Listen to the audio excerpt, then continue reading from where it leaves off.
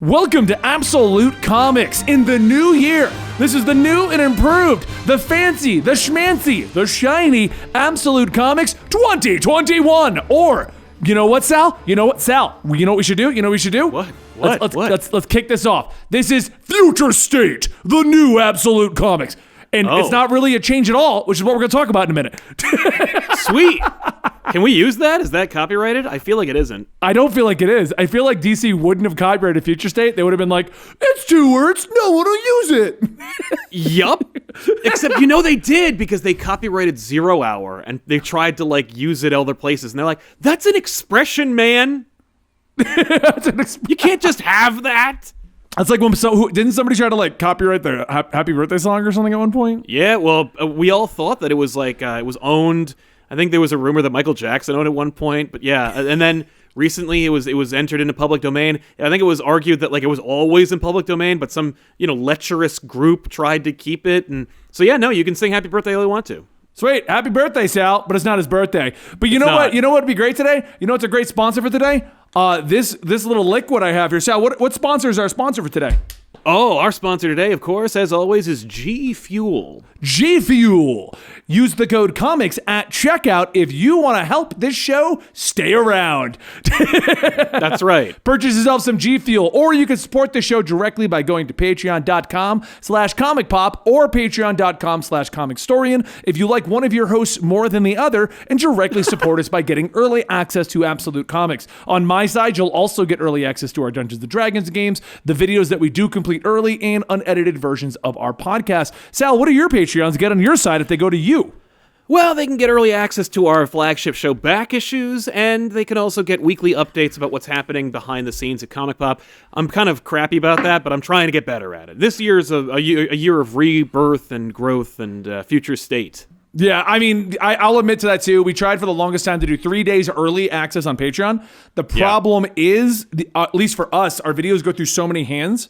One hiccup delays the whole thing, and then our Patreons get it a day early, or they sometimes don't even get it early properly.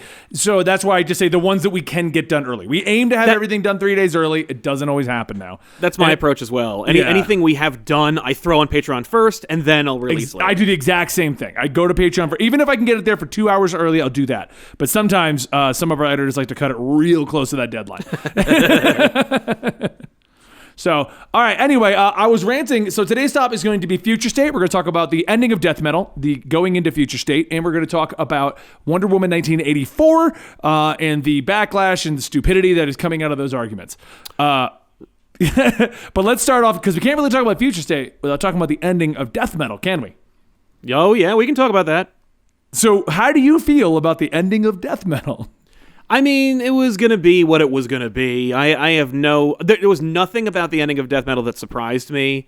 I think that's my biggest complaint about it.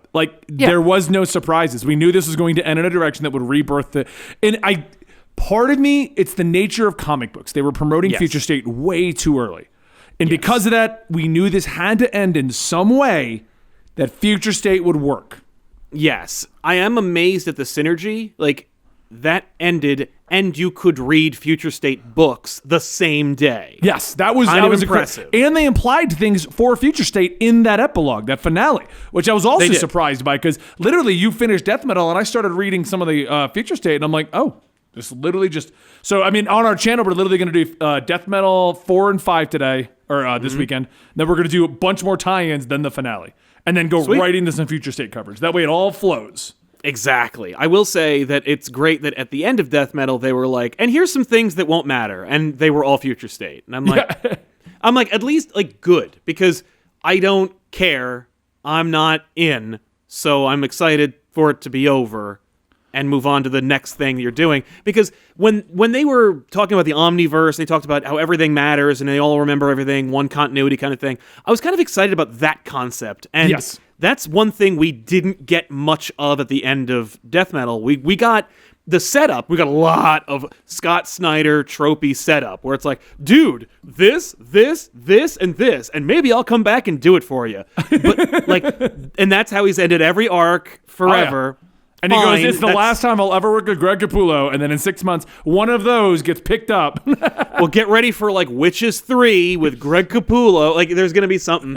But I don't know.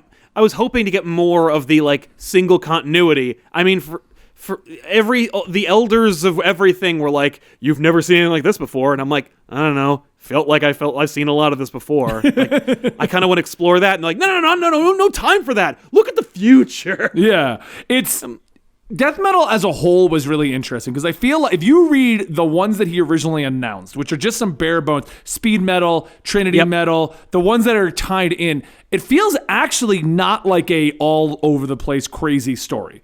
It feels like a very tight story with a lot of insanity happening into it.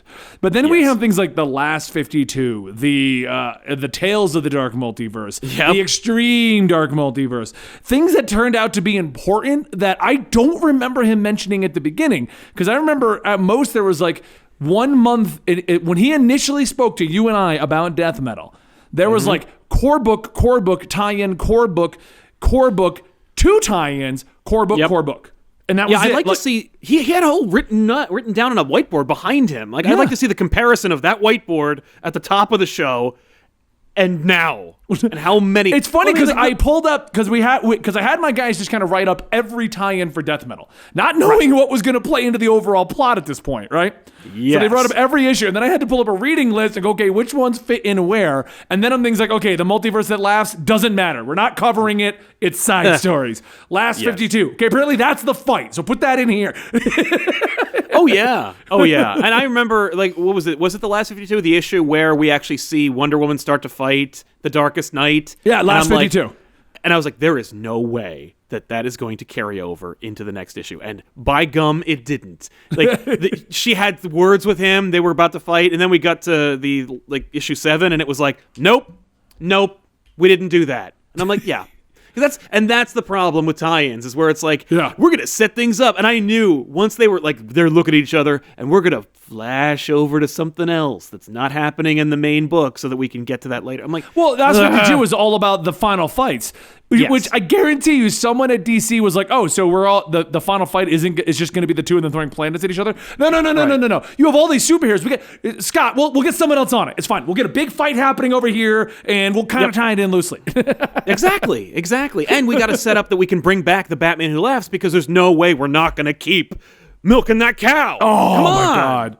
Do you think? I love how he shows up. Do you think he'll come back as the one who laughs or the Batman who laughs? Batman Who Laughs. Batman Who Laughs is the brand. The one who laughs, the Darkest Night, whatever. Like, even the King version of him, all those, forget them. No, we're going back to Cenobite, Batman Who Laughs, because he's the brand. He's the action figure. He's the comic book series. He's the thing that makes the money. Yeah. How do you think they're going to bring him back? With the waviest of hands. He's just gonna show up one day. I think he will. I think he will show up the same way he showed up in what random book did he show up in after Death or after Dark Knight's Metal? He was tied up. I can't remember which one it was in. Yes, he was also in like the Justice League book, but there was another book. Wasn't it like he showed up in? Yeah, it was like the Terrifics, where it's like, and I'm like, I'm behind all of this. See you later. Yeah, I'm like, no, you do not belong in this book. Like, that's what he'll do. He'll show up in a Flash book or a Swamp Thing. Like, I'm mucking around in the green. Yeah. No, I brought back whatever. Blah. I hope they at least kind of seal him off for 2 years. Kind of like they used to do with the Joker, where it's like, okay, we've kind of overdone it. Yeah, except they won't, because Joker's getting his own book. So you bet your bottom dollar there'll be a Batman Who Laughs ongoing series probably by the time we're shooting the next episode. It'll probably be something, it'll probably be along the lines of the Deathstroke book. If you remember the New 52 Deathstroke book, all it was Deathstroke getting power. Every issue was Deathstroke getting some new power and killing somebody, and then fighting a superhero and losing and going on. Like, all the book was, and it was awesome. Right. Yeah, I could see that. I mean, like, the problem is, the Batman Who Laughs literally became, like, bigger than, like, the universe and through planets and ate them. If he's going to try and, I don't know, rob a bank or defeat someone like it's not going to have the same punch. Yeah. You know, because it's like, well, you kind of had your biggest score, dude. I don't know if it could ever get any bigger than that. But he's marketable. He's a brand now. He might as well have said, like, you can't get rid of me. You'll never be rid of me. Yeah. The only story that I think I would personally be interested in off the top of my head of a Batman Who Laughs storyline, do it like a Dark Avengers. He tries to supplant the Justice League with his dark multiverse versions of them. That'd be okay. I'd see that. I mean, like, we have his Dark Justice League because we know those are his favorites, and it's the ones from the last event. Right, but that was a weird thing where he infected people. I'm talking like he goes out, gets like the best version of evil Superman, evil Wonder Woman, and he literally tries to replace the current Justice League Dark Avenger style. That would be so fun. I actually do like that idea. I would read that. I mean, the Dark Avengers is fun, but it was it was you know Norman who'd be good Osborn. at that? What? Bendis. That'd be great. They put him on it. Isn't he on Justice League? Yeah, he's on Justice League. I am going to laugh so hard if that is the new Justice League arc. That is the arc. Dude, yes. Called it here on Absolute Comics. The new and improved Infinite Extreme Power Future State episode of Absolute Comics. The darkest Justice League. Because you can't have Justice League Dark. We already have that as a team. Yeah. Justice League Darkest? I don't know. I mean, he's got all those planets he made. Maybe that'll be the plot. Oh, you thought you won, but actually, I planned for that, and I made an evil Justice League that was waiting in the wings. No question. No question. Yeah, absolutely. All of it went according to my plan. I wanted the regular universe to come back. Yeah. Oh, I let you become a golden god and punch me in the face, or kick me in the face. Yeah. Okay, so that leads into Future State, so I kicked off my Future State reading with Wonder Woman, and there's not much to spoil, honestly. The plot is one of those, like, there's nothing unexpected, but there's nothing bad about the plot, the opening issue. Right on. Okay. We get introduced to the character, we get introduced to a support character for her, which I loved the design for the support character. The only problem I had is the support character, do you know what a lolly is? I've heard the name. Okay, so a lolly is traditionally in Japanese anime a girl that is used that is young, normally between the ages of like 10 to 15. They look young. Traditionally in anime, it's a huge hot debate amongst fans for or against all kinds, and I'm not getting into that debate today. No. But traditionally, it turns into a problem for I guess you want to say normies, people who just don't watch anime. Because they'll have like what appears to be a young girl who's like 10 to 12 in a sexual pose or skimpily clad, that kind of a situation. Yeah, and then they'll use the excuse of, but they're 5,000 years old and they're half dragon, so it's okay. It's okay they look 12. Yeah, okay, I know what you're talking about. There's a side character in this book, and the character, the design looks awesome, the personality is awesome, but right off the bat, they come across and they're like, she looks young, but the design makes you go, okay, she's probably like a fairy or some old god or something like that. And they kind of play into that, and they very quickly establish that she's old enough to smoke and drink. But at the same time, I'm reading this book, and I'm like, you just made a magical girl anime character. The design's really good. If you open the book, you can see it. It's like it's like third page. The design is really good, and the way she interacts, it reminded me of I Hate Fairyland. Okay. Yes. That character where you're just like, oh, she's supposed to be 8. No, she's 30. Right. Okay. Yeah. So the character was cool. I liked that. I liked their portrayal of hell. The story is basically the new Wonder Woman is going into hell to get her friend. And I was reading in a bit of a hurry, so I don't know if they mentioned the friend. I don't know if it's Wonder Woman she's trying to get, but I'm going to hell to get a friend. And that's it. But the artwork's incredible. The story's really good. The characters are really good. I liked the guy they had guarding the gate to hell. He doesn't even talk. It's all in like hell speak, but he does a lot of facial emotions. So you're just like, I know what he's thinking. Yeah. This is. I remember reading the first like 4 pages. They released a preview like yesterday, which was like okay. And it's a gorgeous looking book. I see the character you're talking about. A great design. It's a lot of fun. Yeah, it's a great design. A lot of fun. The eyeballs kind of make you go, okay, it's not normal. Like it's not like a little girl and she has crazy power immediately. Yeah. But at the same time, you're like, but she looks 10. I'm sorry, DC. She does look 10. Yeah. That's fine. I mean, like, okay, this is cool. Yeah, this is a cool looking book. Yeah, I like it a lot. And then Batman, you also read. I did read Batman. I found it to be the most underwhelming. It was boring. Yeah. Luke, but once I thought it was only 2 issues. So I was like, wow, what a waste of a first issue. Right. But it's 4. So this could easily be the setup for Luke going up and doing other things. The fact is, it's when they were writing it, it was being created for the ongoing Batman series. Yes. This was going to be Batman. It's why it's called the next It was just going to be the next Batman. Yep. Like, literally, Ridley had the thought he was going to have like 100 issues to set all these characters up, and it's like, nope, actually 4. Yeah, because there's a lot of characters that get dropped that, one, I didn't know existed. Like Luke having a brother and a sister. I was like, I thought it was Luke and his dad, and that is it. Like, I thought I know very little about the Foxes. Yeah, exactly. I don't know that much about them, but they've never been a very prominent character outside of Batwing. I think that was the name of the book. Yeah. That's Batwing. Yeah, exactly. That's all you got. So there was setting up a lot of characters. There was a lot of just dialogue coming out. He didn't do anything crazily epic Batman that makes me be like, oh crap, this is going to be an epic Batman. So reading through it, I was kind of bored. Then I go to the Outsiders, and what the hell is Katana wearing? Because that needs to be her new outfit. Right. And I think there's like a preview in there in the next Batman book where you can see the Outsiders and everything. I was like, yeah. I was like, wait. Katana, what's going on? Oh, wait, it's just a preview.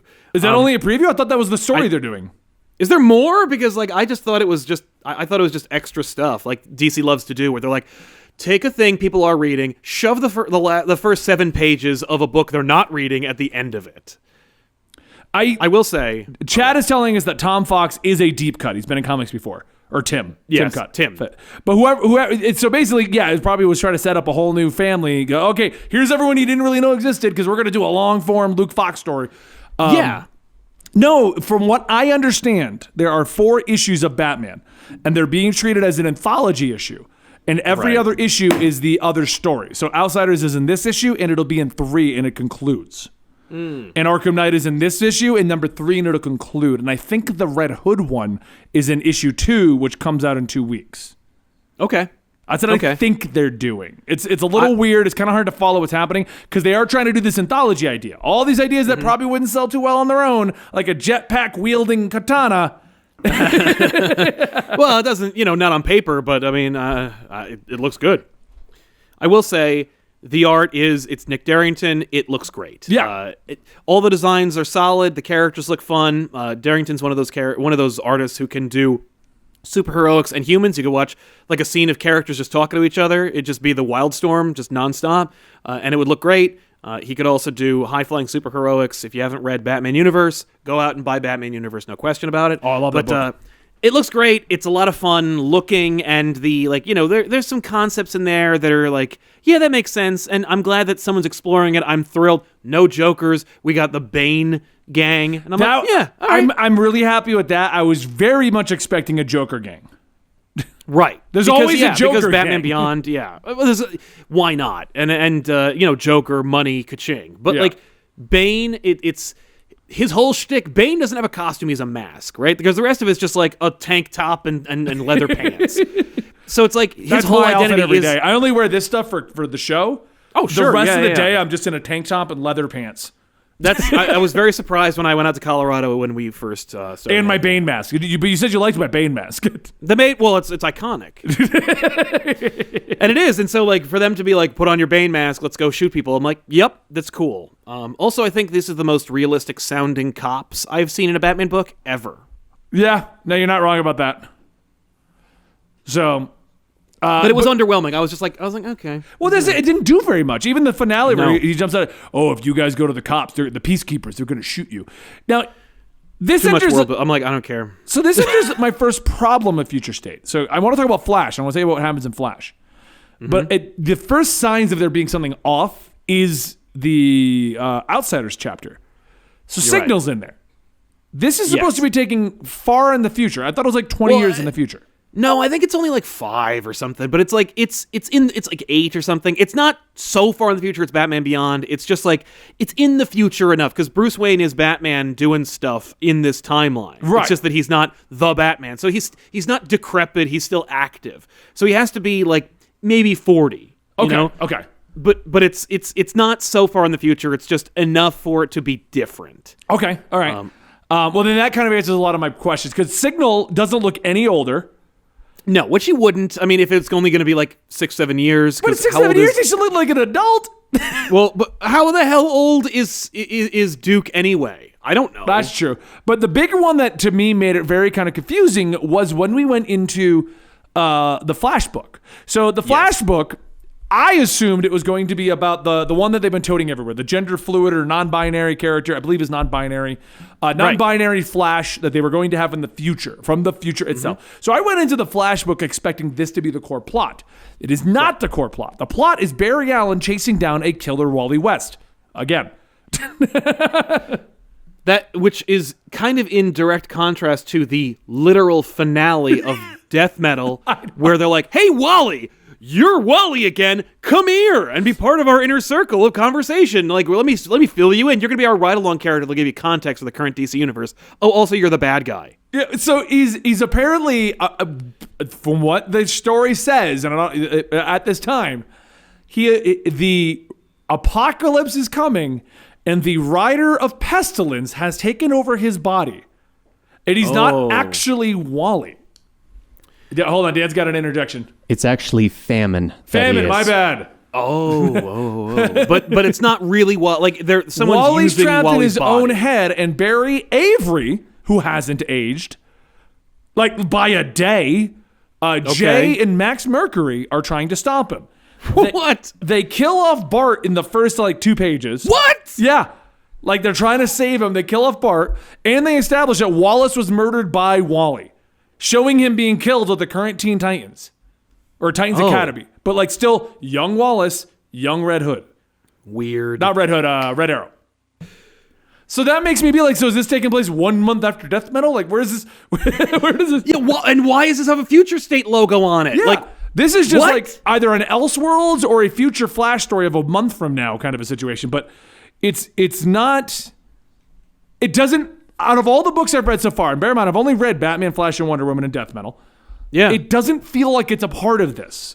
You know what I mean? It just, yeah. It feels honestly like it's an in continuity, normal Flash storyline that we're going to then just retcon Bart back to life and Wallace back to life somehow. Maybe it is. Maybe they're just like, well, this is just the current, this is what we're doing with Flash. It's coming out around the same time. Just put the Future State logo on it. I mean, because it clearly, Superman of Metropolis also came out, Harley came out. Clearly those are not separate from the usual Future State stuff. Right.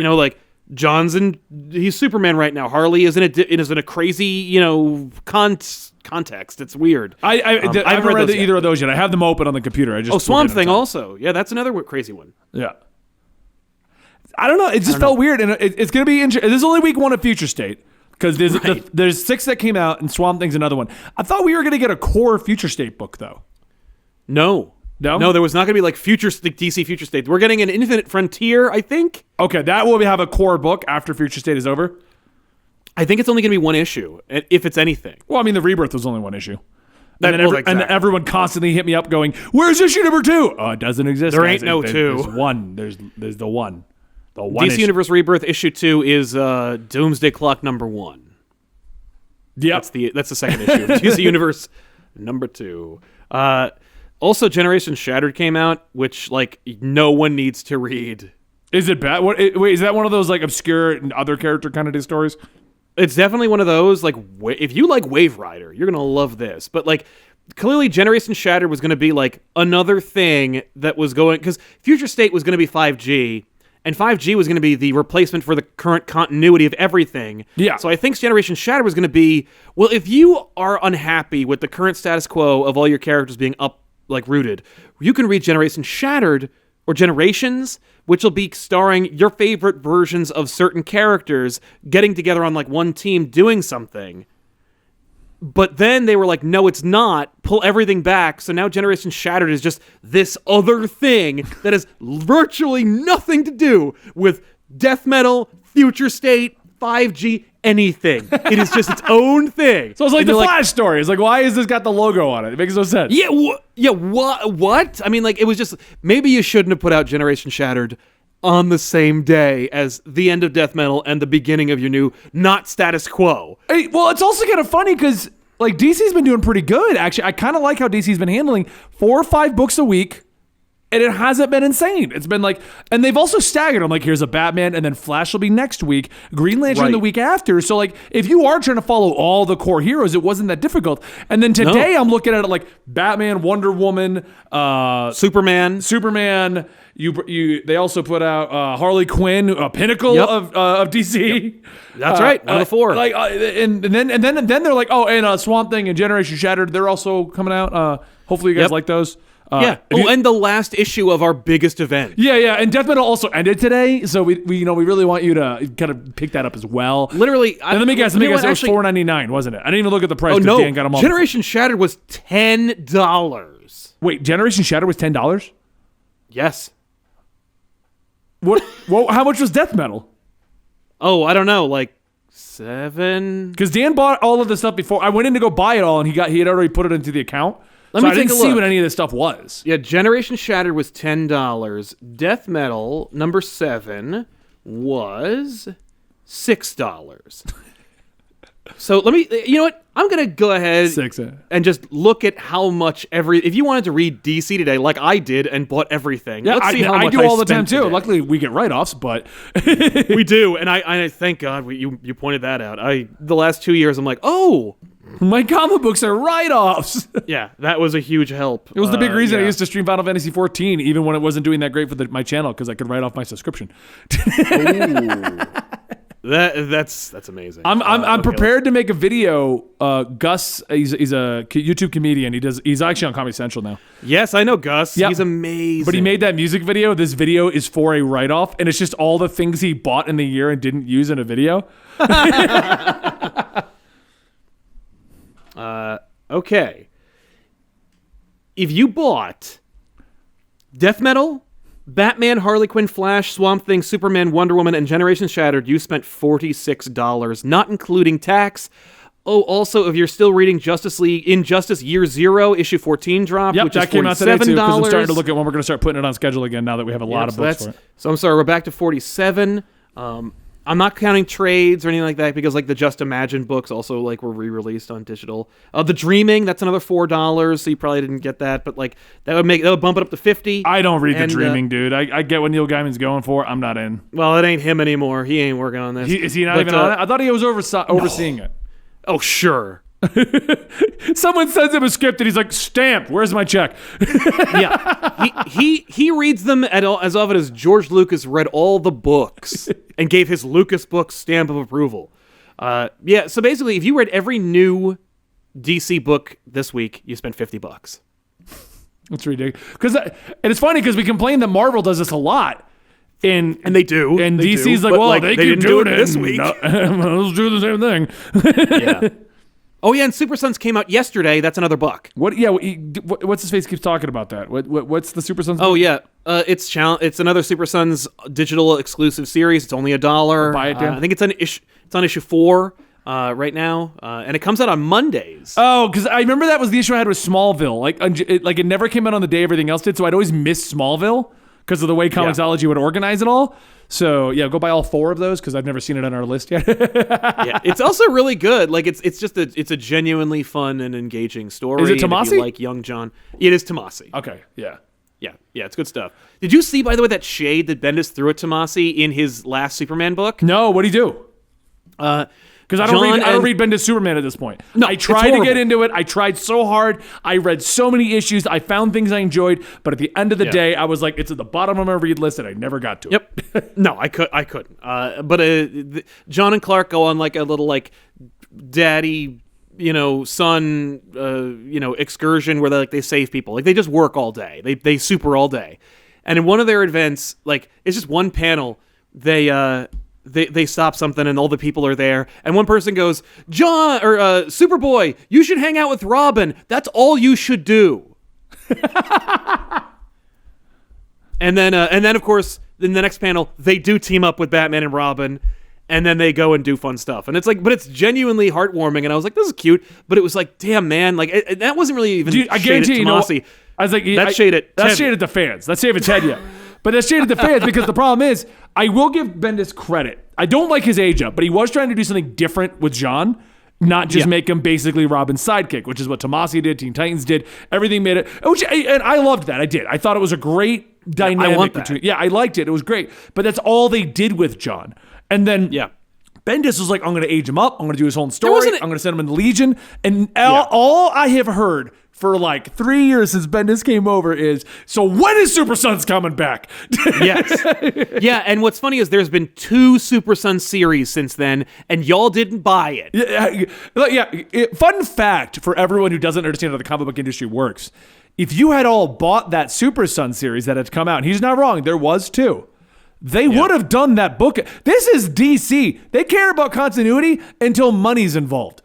If it's the same thing I was saying when there was an ongoing Renew Your Vows Spider-Man book. Yeah. If that outsold Amazing Spider-Man, they would have put the marriage back. Yeah. Everyone's like, I want to marry again. Well, then why didn't you buy the book where they were married? If that had outsold Amazing, it would have become the main book. Look what happened to Killing Joke. Killing Joke wasn't in continuity, but it sold so well, DC's like, nah, it is in continuity. We tricked you, right? Yeah. Now, DC's funny because like they'll also take like awards where it's like Killing Joke was just so critically successful. They're like, it would be stupid not to acknowledge it. But Marvel and DC are all about the money. Marvel's mostly about the money. Like Marvel's like, we do not care. Sliding timeline doesn't matter. Anything. As long as it gives synergy with the movies and it'll make me $1, I will do well, ever since they put Kevin Feige on it, you could tell the comics have gotten more in line with what's happening over in the MCU. Yeah. You know what I mean? Like 100%. Oh, yeah. I honestly don't think Feige has set one foot in the Marvel Comics offices in the last decade. You know what I get a feeling his directive was? He's like, I'm in charge of Marvel Comics. One email went down. Watch the movies. There's your guideline. If I were Feige, I mean, like, based on how hands-off Marvel Studios has been with the comics in terms of, like, just publishing and everything, just letting the comic company do their job, right? Because here's the thing. You know, everybody was talking, oh, man, these layoffs. Wait until the Marvel layoffs. And I'm like, I'm still waiting for them. You know, AT&T Warner's is like, let's change up everything. All these incredible editors, you're gone. Everyone's gone. Everyone from the top down, gone. By the way, some folk needed to go. Not arguing that. But, like, there was a lot of layoffs. I feel like Feige's just like, don't mess it up. That's the email he sent them. Don't make me have to come here. I don't live there, and I don't want to go there. Yeah, I don't want to fly to New York. We had a commenter that chimed in stating that Killing Joke was always continuity. It actually wasn't. Killing Joke came out as initially just a random story that was popped in. It was never treated as true continuity, but it was never ignored. And it got critically acclaimed, won awards, and then it became, it's in continuity, like officially. DC likes to do a lot of stories that they aren't in continuity until they need to be. Like, we're generally going to ignore these things, but they do it weird. It's not officially in continuity until it's officially stated in other books, which Killing Joke wasn't until DC decided, no, we are doing that. That's going to be in everything. You can find any interview with Alan Moore from the last 35 years in which Moore has said on numerous occasions, he hasn't said this was meant to be in continuity. He's never said that. He has said that he did ask, I think it was Levitz, but I think he blamed Len Wein on that one. He blamed Wein and he said something like, can I brutalize Barbara Gordon in this story? And he said something like, the quote is actually really crass. I'm not going to repeat it here, but it's attributed to Wein via Alan Moore. So take that with a grain of salt or magic.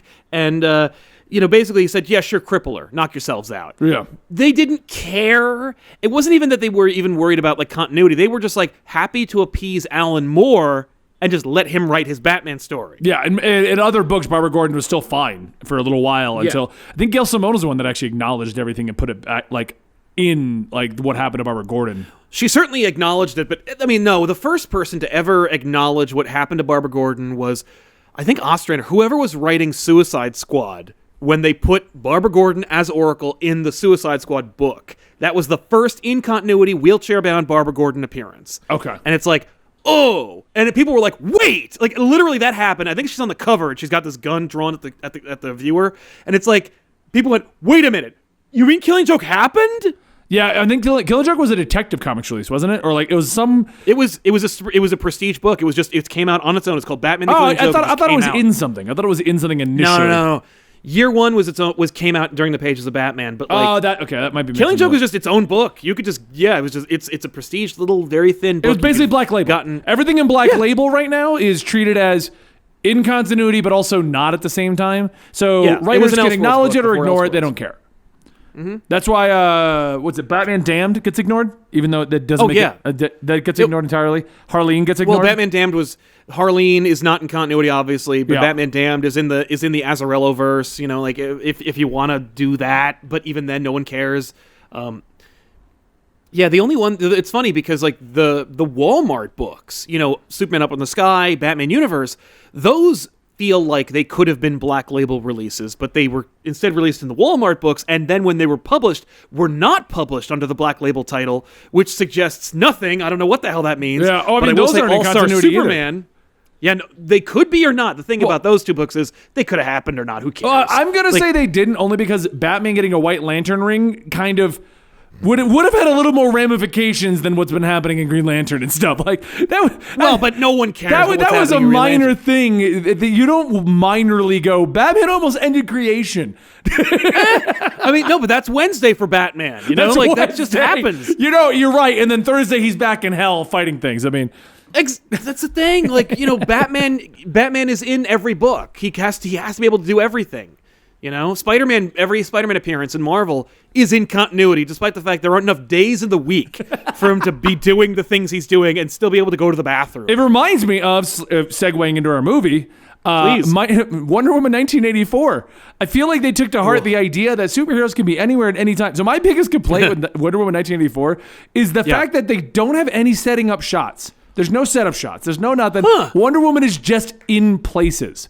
Like, think about it for a moment. She's like, we got to go to the Middle Cairo. East. Yeah, we go to Cairo. And next scene, we're in Cairo. Like, and then she's like, oh, I got to go catch up with Maxwell Lord. Oh, look, I can fly. Let me go over to where he's at in the middle of nowhere. Wait, hold on. Let me swing by my apartment, get some armor, swing over to fight this thing. And then, by the way, once Maxwell Lord is defeated, they'll show the helicopter landing.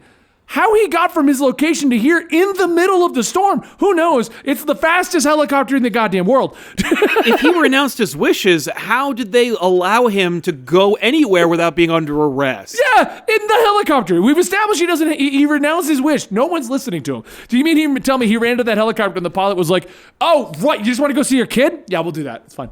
Yeah, I'll drop you in the middle of D.C. I'm sure there won't be any flight issues or FAA regulations we have to follow. Landing adjacent to the White House. Wouldn't it have just made more sense if they're like, portal opens and he walked through it? Boom.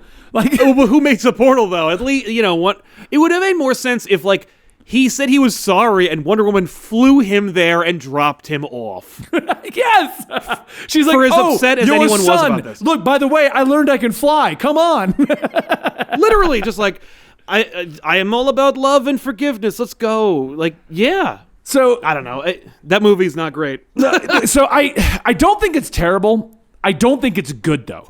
For me, it falls middle of the road. It falls to me like the original, the Joss Whedon release of Justice League. It falls to the middle of the road like Batman v Superman. I like that one a little bit better. But it falls to a lot more people like Batman. Yeah, Batman v Superman was good. I'd say closer to Suicide Squad. It wasn't terrible, but there's nothing about that movie that's going to stay with me past 2 to 3 weeks. Natalie and I got to the end of that movie. We stood up and said, that wasn't terrible, and went to bed. There was no discussions. There was no going on about it. There was no looking up Wonder Woman stuff. She didn't have any questions. It was just, all right, let's go to bed. When we finished, Tiffany and I just looked at each other and went like, whew. Like, whew. That was not great. With Suicide Squad, at least you know, like, David Ayer made a movie, and then higher ups like messed with it. Like that, there is another movie out there of Suicide Squad. This is what Patty Jenkins wanted to make. Yeah. Like there is this is what she wanted to do, and it just ain't great. I mean, you know, I'm not one of those people. Go ahead. The big. You keep going. What were you saying? I don't want to because I don't want to move points. I'm not one of those people who's like, boo! I was against this movie from the start. Female director, female-led superhero, lame. Like no. Wonder Woman 1 was great. I loved Wonder Woman 1. I thought it was a great. The only complaints, any complaints that I had about Wonder Woman 1 were completely thrown away compared to Wonder Woman 2. Yeah.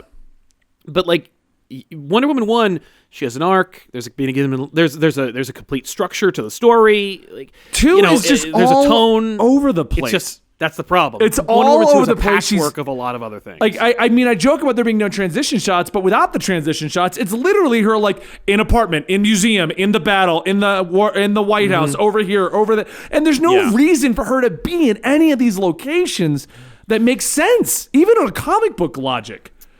I have a lot. Yeah, the issues with that I have are it's just very disjointed. It doesn't thematically feel consistent. No. Wonder Woman doesn't have like a true arc. She doesn't really learn anything except how to fly and to get over her boyfriend from 80 years ago. And it's like, is that really the kind of story we want to see from Wonder Woman? Like a story for getting over a guy? Like, especially when the original was considered such a female empowering movie. It did such a great job of showing Wonder Woman as being a strong superhero, defending everything, learning the lesson that everyone could be evil or not evil, and all these kinds of things. And then we go to the second one, and you're right. She's like, oh, I got to get over my boyfriend from 80 years ago. Which, at first, I'm like, oh, why? I thought about that, because I'm like, why did she care so much about Steve that she pined for him for 80-something years, 70 years, whatever? Right.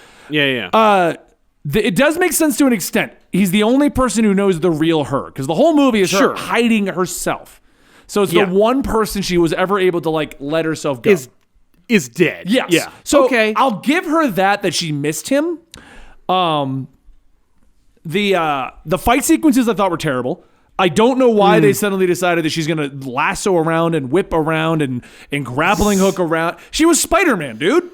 She was really she was very Spider-Man-y. The first one, she had the sword, the shield. She's ricocheting. She's blocking bullets. This one, she's like... I feel like okay. On one hand, I'm like, right on. Like, in 70 years, she really learned how to master that magic lasso. And it's magic. It can do a lot of stuff. Yeah. Right on, whatever. But, like... Doesn't it catch a bullet out of the air in the movie?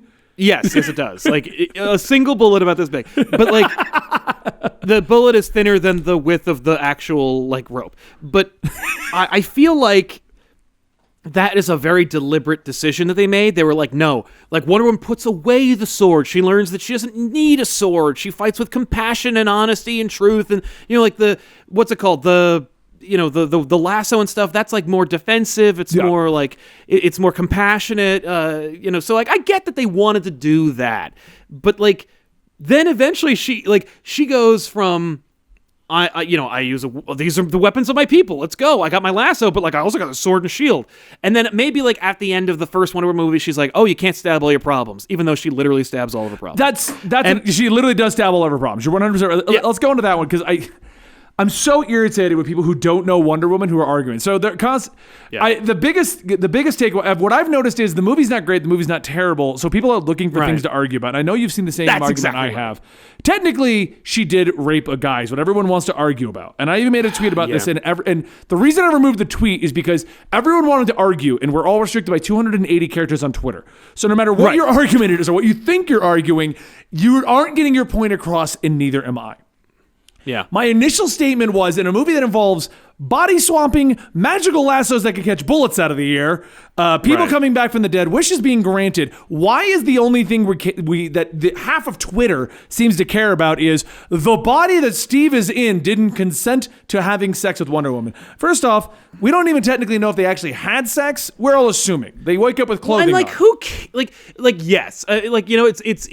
It's implied. Yeah, it's implied. It would be naive to assume But it's not like Steve woke up and was like, wow, where'd you learn those tricks?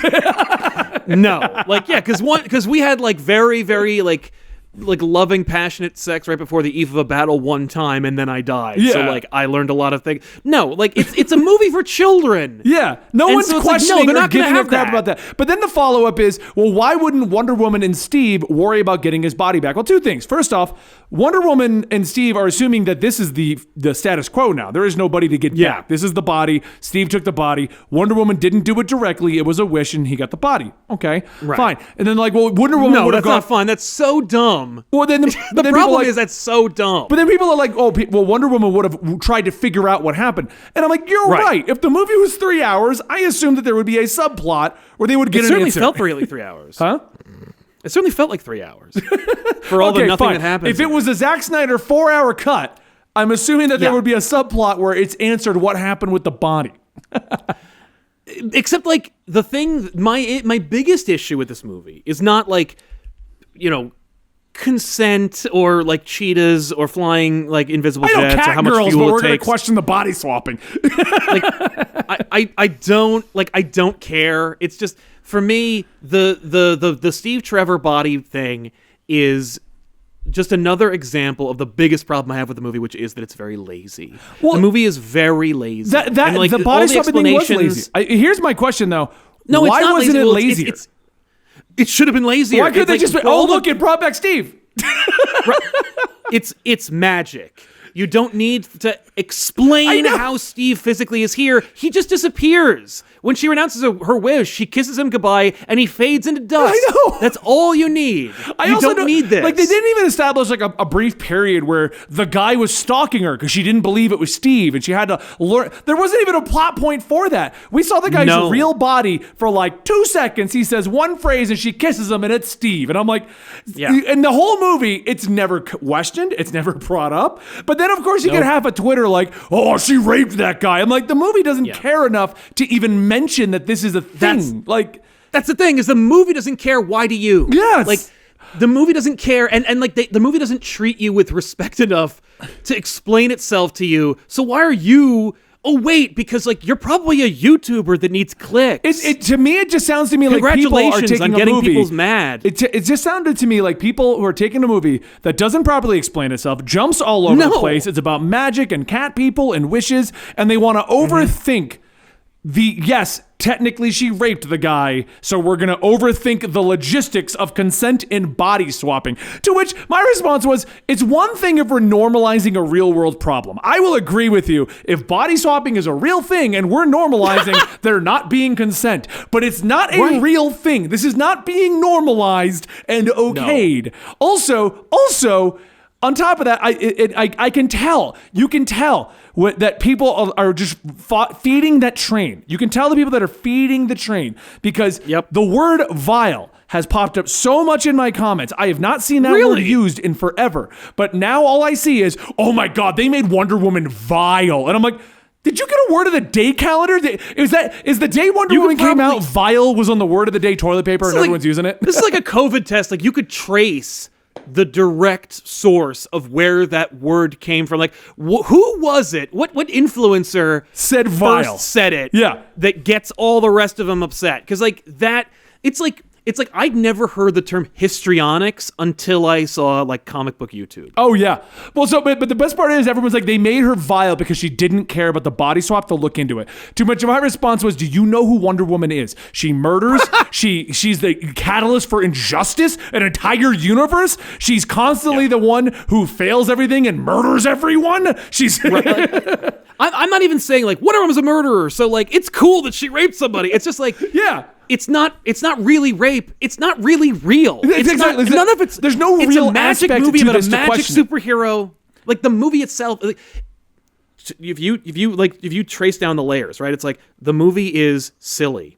It's a superhero movie that isn't even taking itself seriously, but also it's poorly made, and also it doesn't follow its own internal logic. So like, you are just looking for a reason to be outraged, and the reason to be outraged is it's very bad. Yeah. And it's not very well put together, and it's like this character deserved them to try harder to make this movie better.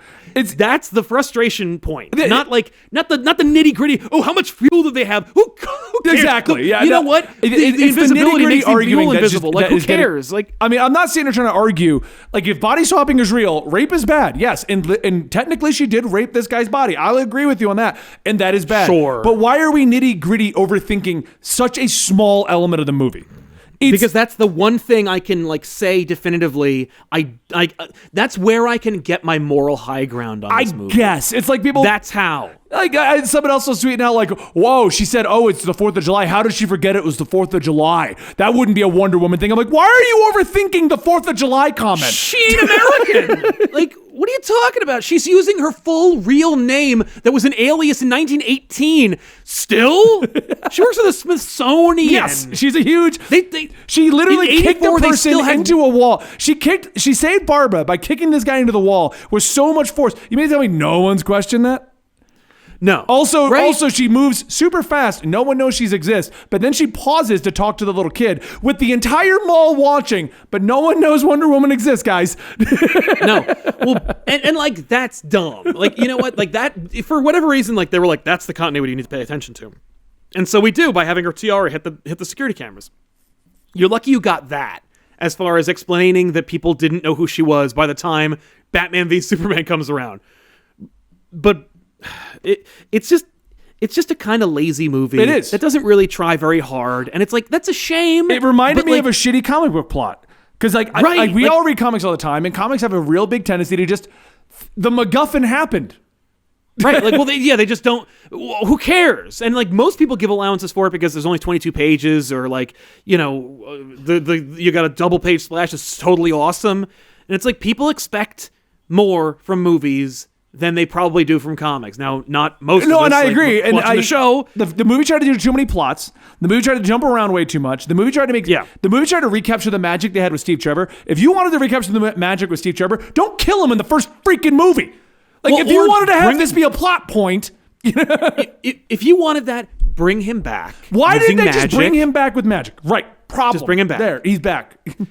Right? Bring him back. That's all. That's all you need. And we wouldn't have this whole weirdness that technically she raped a guy because they just brought him back. Like, yeah. And that, I think, was what bothers me about that scene. It's not so much that, okay, yes, technically she did it, and we're just allowing for movie stuff. I don't know if you guys remember, but in the 90s, there was a movie called Big, where Tom Hanks is a little kid who turns into an adult, and a woman sleeps with him. So technically, I mean, this is kind of a problem. In a movie called Howard the Duck, a woman has sex with a duck man, too. I know, but we're not questioning No these one's things. accusing Leah Thompson of being a bestiality committer. Like, okay, it's just, they did this shit. You know what? That's a dumbass trope from the 80s. You know what? Non-consent is apparently a weird trope from silly movies for nerds. Revenge of the Nerds, there is actual rape in that. I know there is. I've seen that.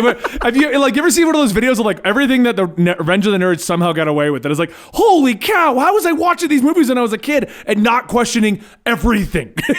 Right? Like, no, that there are much more dicey problems in similarly themed movies that actually came out 35 years ago. And we're aimed for adults so that you would actually think about these things.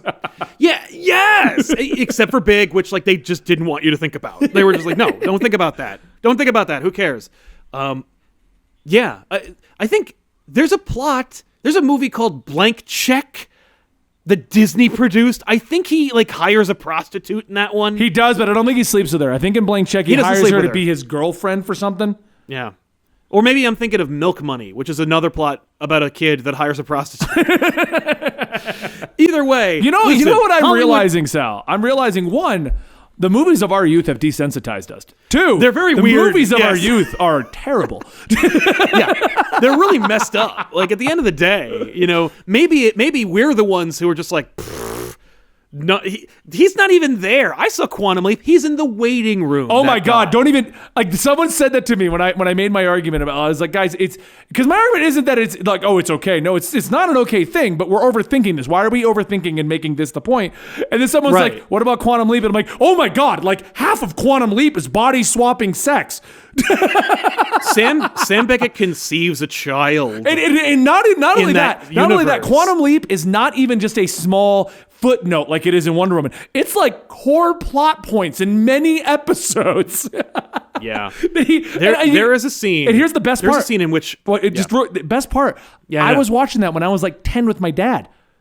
Right. That was a family show that we all watched together as a family. Scott Bakula every week going into a body and having sex with somebody. Yeah. Remember the time that Sam replaced a man with Down syndrome? Oh, yeah. And the evil leaper replaced the Down syndrome boy's brother's girlfriend or wife, and then they have sex with each other? Yeah.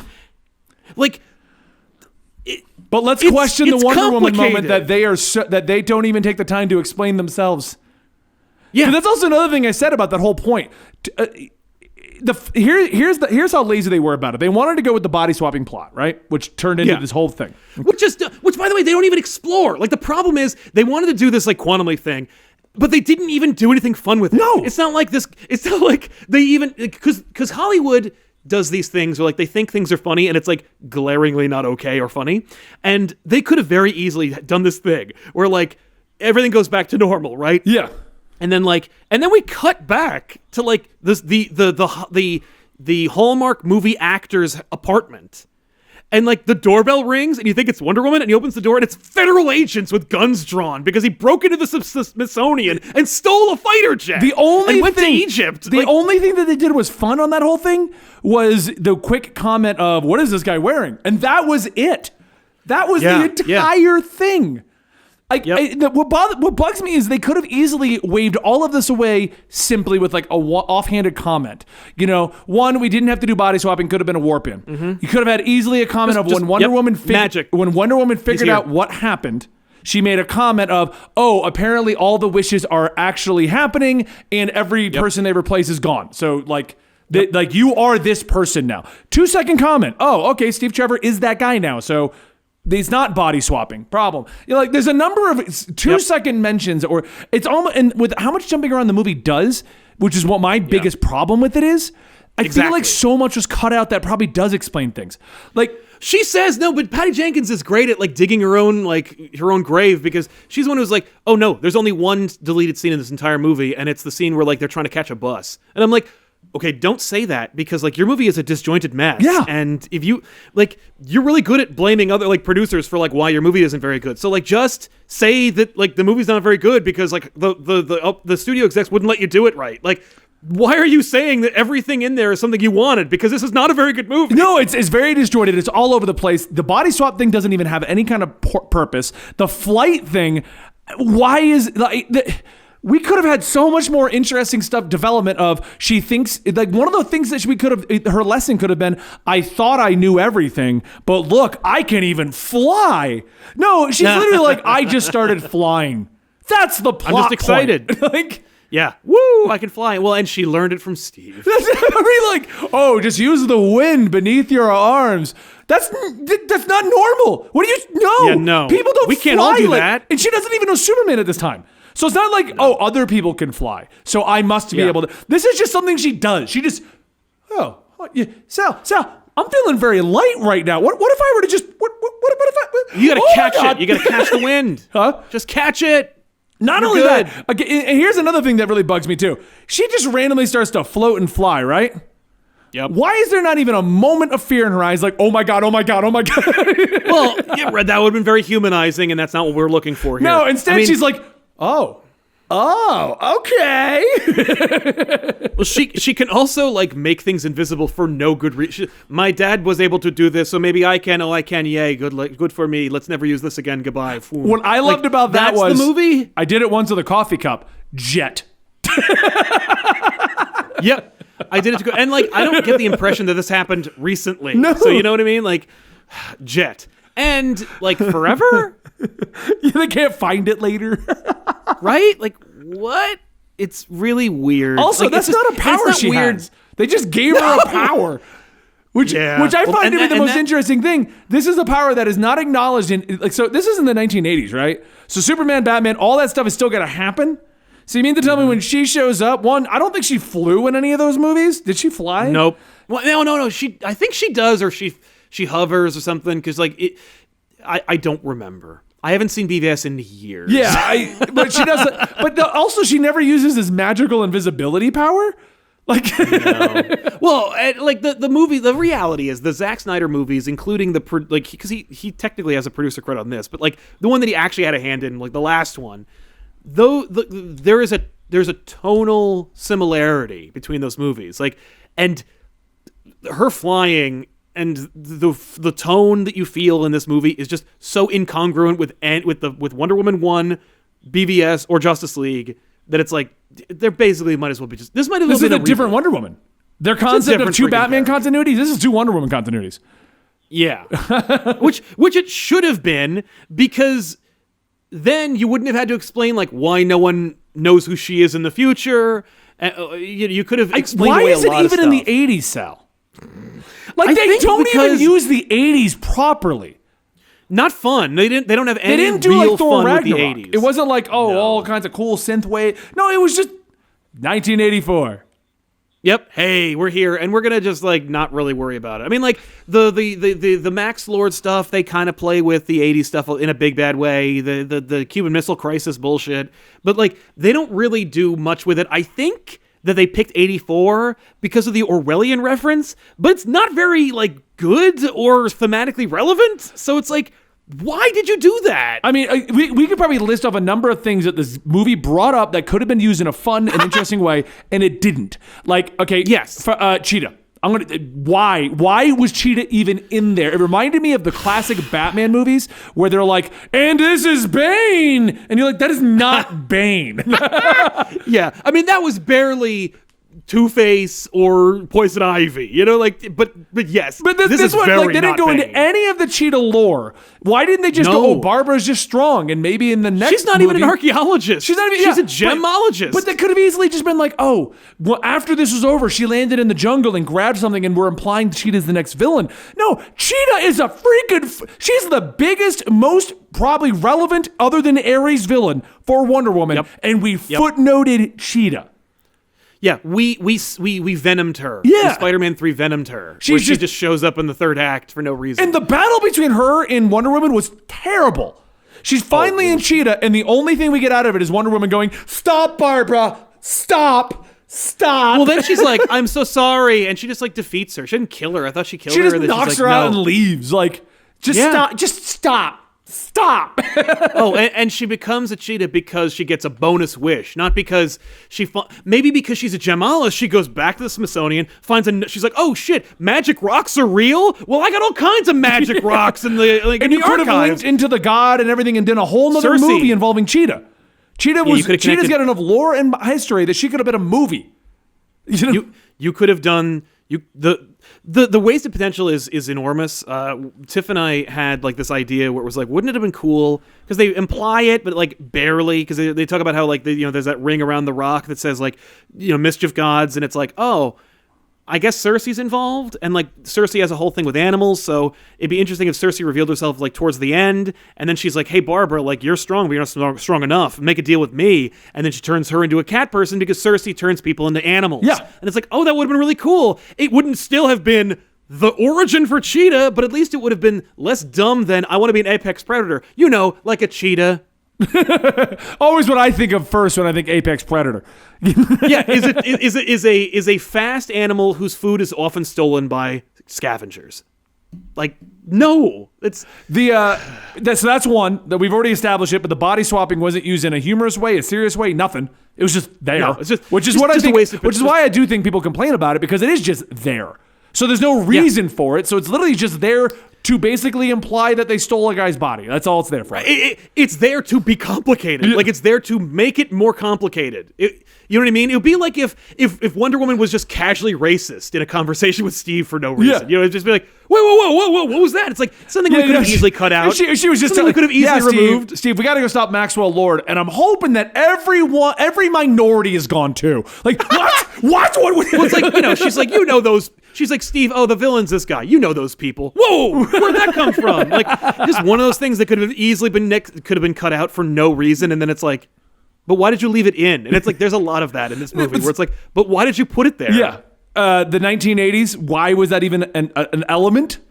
When you could have very easily just been like, it's before Batman, so no one knew who she was. Why weren't they just like, hey, it could have been contemporary, and just the reason why Superman or Batman doesn't show up is because they don't often show up in each other's comics all as it is. After Shazam established that Batman and Superman are around, but they didn't show up. Why? Yeah, Shazam. They show up in the post credits. Like Shazam gets his own movie. How come Wonder Woman can't have her own movie right now? Yeah. Hell, I was I was genuinely expecting Shazam to show up in this movie. Why? In the 80s? Because I forgot it was in the 80s, and it's like it had a very similar tone to Shazam. I'm like, oh man, Shazam should show up. And I'm like, wait a minute. He's not even close to being born. It's just very weird. I'm trying to think of other things that they use that they just kind of dropped. The armor. I feel like the armor was 100% wasted. Total waste. Yep. There is armor. Why is it here? I looked for it and I found it, and now I'm going to use it. Yeah, that was the footnote. And then and I'm going to use. You're right. I'm going to use it. Oh, Cheetah broke it. Okay. Oh no, it's not even that. I'm going to use it. First, let me get rid of these awesome wings. Now I'm going to fight with it. Like, what? You know why? Because I saw that McFarlane figure on the shelves for months before this movie came out. You think it was entirely a toy thing? Which it just leads credence to they were hoping to sell product with this. You know? Yeah, it's why Cheetah becomes a cheetah in this movie. I mean, she obviously has to become a cheetah because she's freaking Cheetah. It'd be really stupid to put Barbara Minerva in this movie and not have her turn into a cheetah. But at least it would have been, like, not horribly dumb. Yeah. It would have just been disappointing. I mean, that's what kind of this is. It's just ultimately, because people are like, "Oh, you must hate this movie. This must be the worst movie ever made." And it's like, no, we're talking about the movie right now. I mean, like there are way worse comic book movies out there. Because at least they're way worse. This isn't terrible, but it's not the good at all. Okay. Hold on, I got one more wasted potential. Maxwell Lord.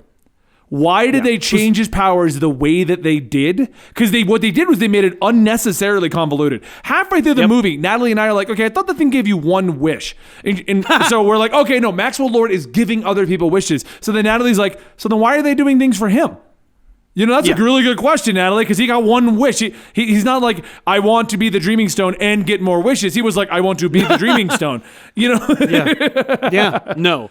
The reason is because they wrote it for anyone, and they were like, "Oh, we can connect it to this character." Like he's not Maxwell Lord. No, Maxwell Lord is, for those who don't know, is a guy who has psychic abilities that are so strong he can convince the Man of Steel to do things.